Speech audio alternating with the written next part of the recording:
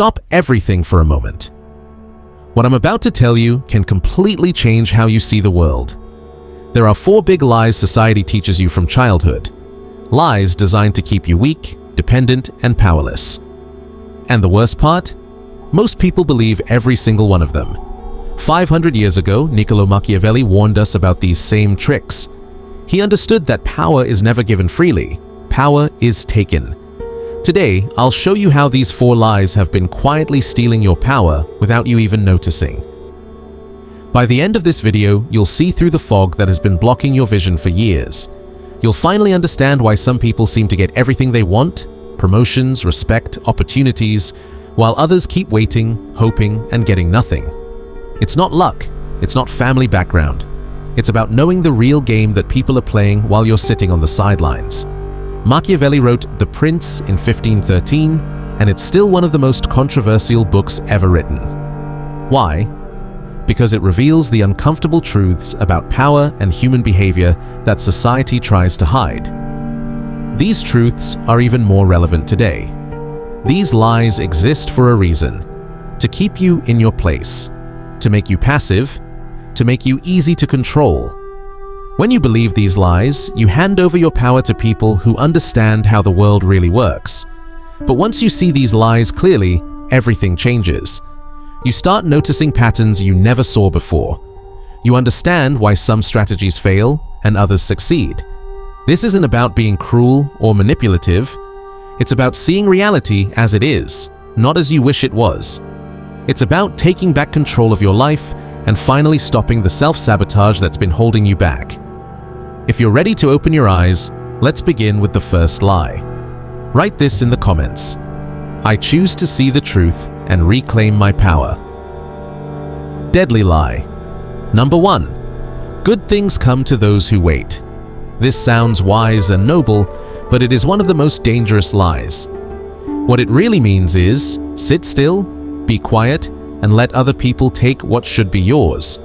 While you're waiting for the right time, someone else is acting. While you're being patient, someone else is moving forward. While you're trusting the process, someone else is creating their own process and winning. I've seen this again and again. The person who deserves the promotion but waits to be noticed gets replaced by someone who speaks up.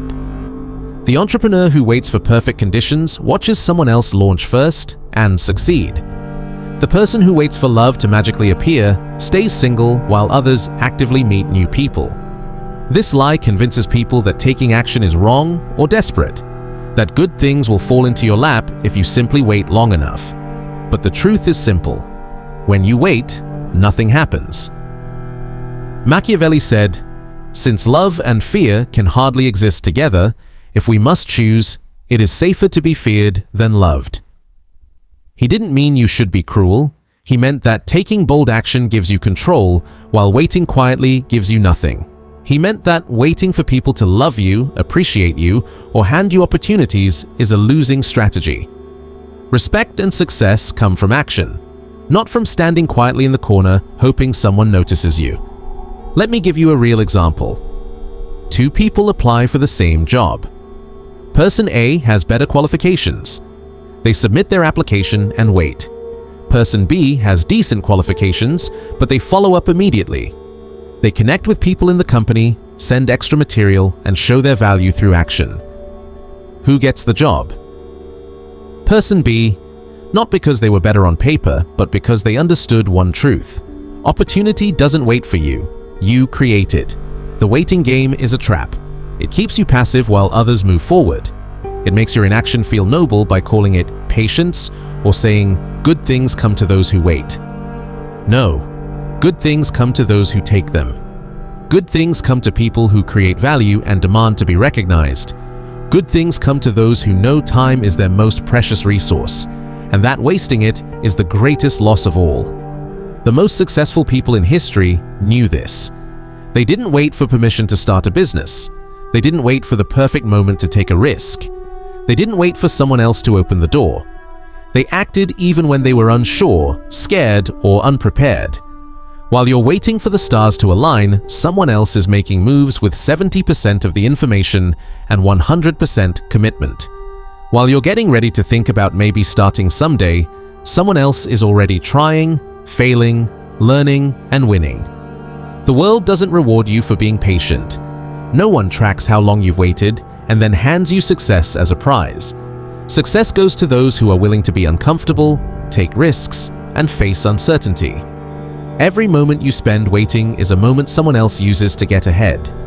Every day you say, "I'll start tomorrow," someone else is building momentum.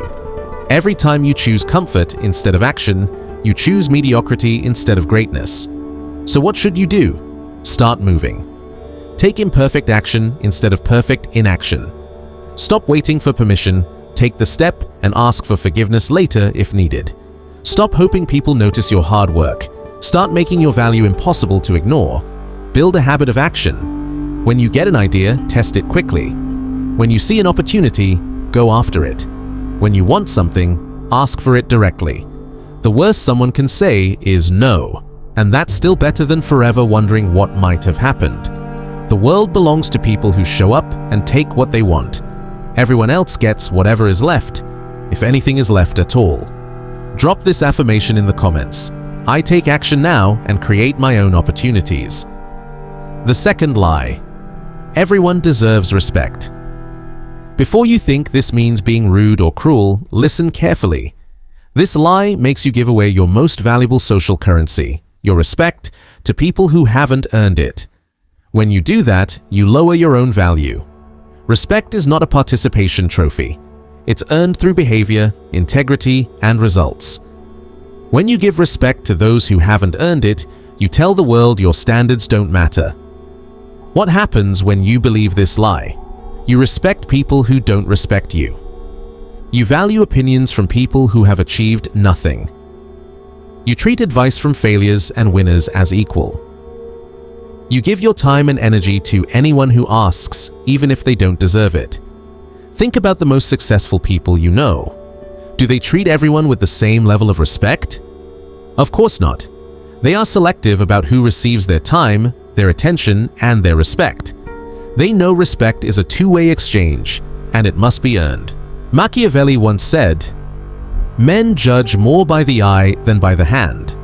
Everyone sees what you appear to be. Few know what you truly are." He understood that the way you present yourself, including who you choose to respect, shapes how others judge and treat you. When you respect people who haven't earned it, you come across as weak and unable to tell the difference between value and nonsense. Imagine this. You're in a meeting with 10 people. 5 of them built real businesses, created value, and earned their position. The other 5 are there because of luck, connections, or office politics. They haven't done anything meaningful. If you treat all 10 people with the same level of respect, what message are you sending? You're saying results don't matter. You're saying achievement doesn't matter. You're saying you can't tell who adds value and who doesn't. And when people think you can't see the difference between excellence and mediocrity, they stop taking you seriously. This doesn't mean you should be rude. There's a big difference between basic politeness and actual respect. You should be polite to everyone, but your respect should be earned. You can be kind without being naive. You can be decent without being a doormat. Here's how this plays out in real life. People who demand respect without earning it will always test you.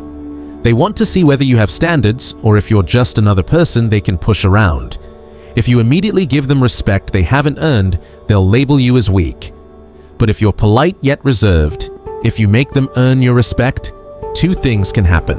1, they step up and prove themselves. 2, or they get angry because they expected you to bow down instantly. Either way, you see their true character. High-value people understand this. They know respect must be earned because that's how they operate. They'll actually respect you more for having standards. I've watched this in business many times. The executive who treats everyone exactly the same, no matter their performance, gets walked over. Their team doesn't take them seriously because they don't take themselves seriously. But the executive who is polite to everyone, yet clearly reserves real respect for people who deliver results, that person commands authority. People work harder to earn their approval. They raise the standard for the whole organization. This principle applies everywhere. In relationships, If you keep respecting someone who constantly disrespects you, you teach them your boundaries don't matter. In business, if you treat high performers and slackers the same, your best people lose motivation and your worst become comfortable. Your respect should be like a luxury item, rare, valuable, and earned. When you give it away freely, it loses all influence. So here's what you must do. Stop handing out respect like free samples. Start judging people by their actions, not their words. Be polite to everyone, but give real respect only to those who prove they deserve it. Watch how they treat others when no one important is watching. See if they keep their promises. Notice whether they take responsibility or always blame others. Pay attention to whether they create value or only consume it. Your respect is powerful. Treat it that way. When you do, people will start treating you with more respect in return. Drop this affirmation in the comments. My respect is earned, not given. I value myself enough to have standards. The third lie. Just be yourself and people will like you. It sounds positive, it sounds comforting, but it keeps you stuck exactly where you are. And if where you are isn't where you want to be, this advice is your enemy. There isn't just one version of yourself. There's a lazy version, a disciplined version, a confident version, an insecure version, a focused version, a distracted version. So when someone says, just be yourself, which version do they mean? Most people choose the version that's comfortable, the version that demands no growth, no effort, no discomfort. They call this authenticity, but it's really just staying in their comfort zone. You don't need to be the easiest version of yourself.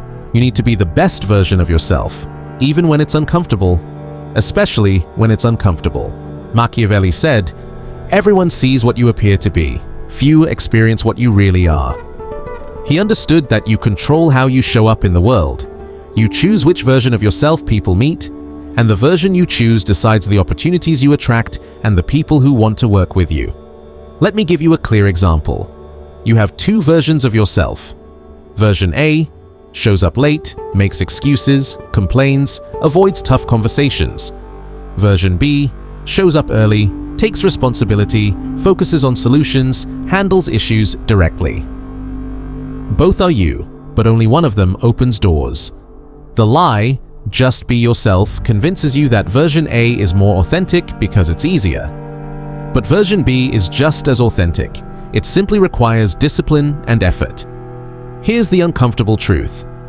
The best version of yourself will make some people uncomfortable. The version that sets boundaries will upset those who used to take advantage of you.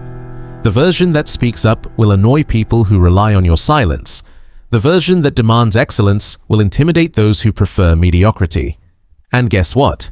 That's a good thing. When you level up, you naturally push away people who don't match your values and attract people who do.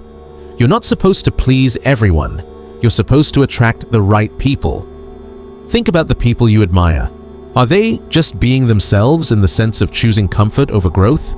Or are they constantly improving even when it's difficult? The most successful people know exactly which version of themselves gets results, and they show up as that version every day, whether they feel like it or not. I've seen this in every industry. The salesperson who just is themselves, showing up however they feel, talking without thinking, and dressing however is comfortable, struggles with high-value clients. But the salesperson who shows up as the professional, prepared, solution-focused version of themselves closes bigger deals. The entrepreneur who works only when inspired and avoids hard decisions watches their business stay small. But the entrepreneur who shows up as the strategic, disciplined version of themselves builds something meaningful. This isn't about being fake. It's about choosing to embody your highest potential instead of defaulting to your easiest habits. Your comfortable version got you to where you are now. If you're happy with that, keep being that version. But if you want something bigger, you must become someone stronger. The version of you that procrastinates won't build your dream life. The version that avoids confrontation won't earn respect. The version that needs approval won't make bold decisions. But there's another version of you. The one who takes action even when scared, sets boundaries even when others push back, makes decisions based on results, not popularity. That version might make some people uncomfortable. Good. that means you're growing. Stop using authenticity as an excuse for staying the same. Stop hiding behind just being yourself when what you really mean is staying comfortable. Choose the version of yourself that deserves the life you want. Every successful person you admire had to become someone new. They built new habits, adopted new values, and showed up differently than before. That's not being fake. That's called growth. Your current self got you here. Your next level self will take you further. Drop this affirmation in the comments. I choose to be the best version of myself, even when it's uncomfortable. The fourth and final lie that has been stealing your power is, everything happens for a reason. This idea might sound comforting, but it's actually the biggest victim mentality disguised as wisdom. The lie, everything happens for a reason, makes you believe you aren't in control of your life, that some invisible force is pulling the strings and all you can do is accept whatever happens. But the truth is simple. Things don't happen for a reason. Things happen because of your decisions and actions. When you believe everything is part of a plan, you hand over your power. This lie feels spiritual and deep, but it keeps you stuck. While you wait for the universe to reveal the reason behind your problems, someone else is taking responsibility and fixing theirs. Let me make it clear. When something bad happens, you have two options. Option 1, look for a mystical reason. Option 2, look for practical actions. One keeps you weak, the other puts you back in control. Machiavelli said, "I'm not interested in preserving the status quo. I want to overthrow it." He understood that accepting things as they are is the enemy of progress. Real power comes from taking responsibility and changing what you don't like.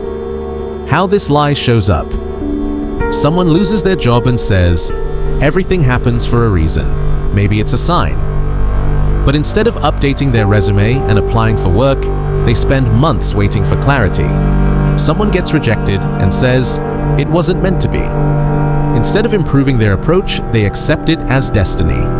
Someone's business fails and they say, "Maybe I wasn't meant for this."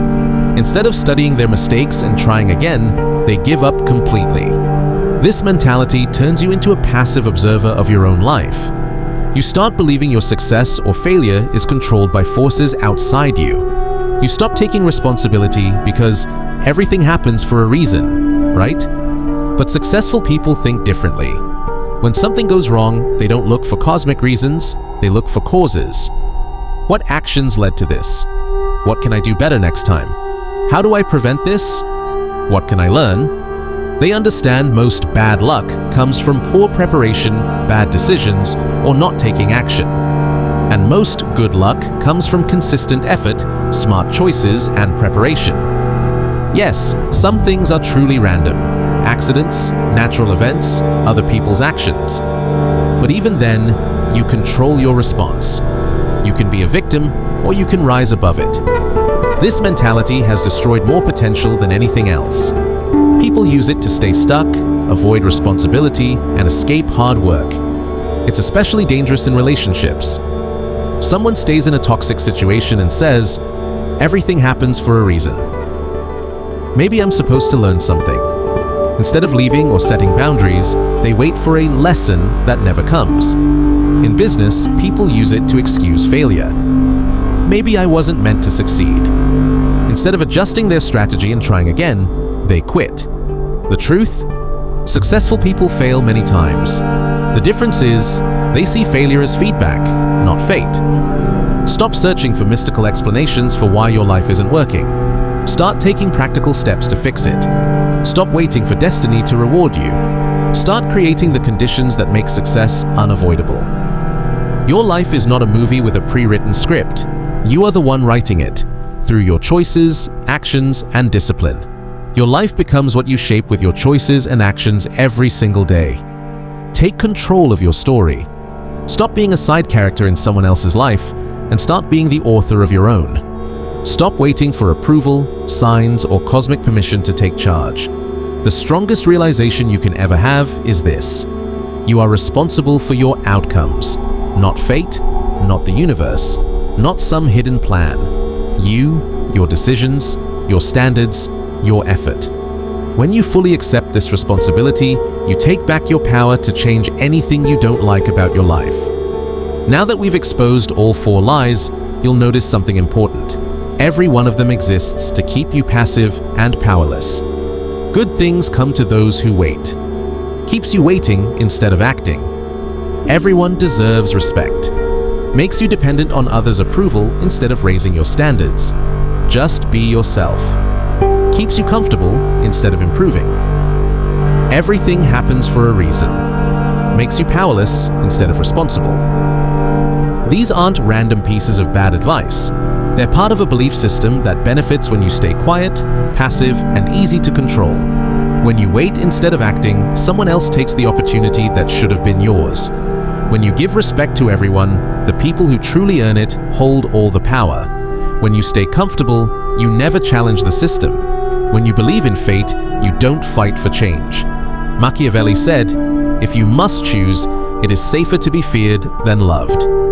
But let's update this meaning. It's not about being feared in a negative way. It's about being respected for your standards, your discipline, and your results. It means people know you get things done. You don't tolerate mediocrity, you can't be pushed around, you stand on your principles. The most successful people in history understood these truths. They rejected comforting lies and embraced uncomfortable realities. They chose action over waiting, standards over approval, growth over comfort, responsibility over fate. Now you know these truths, you understand what was holding you back and what can move you forward. The real question is, what will you do with this knowledge? Will you return to old habits? Or will you start applying what you learned today? The choice is yours, but make it fast. While you think someone else is already taking action, drop this final affirmation in the comments. I reject these lies, I embrace the truth, and I choose to live from a position of power. Remember, good things don't come to those who wait. They come to those who take them.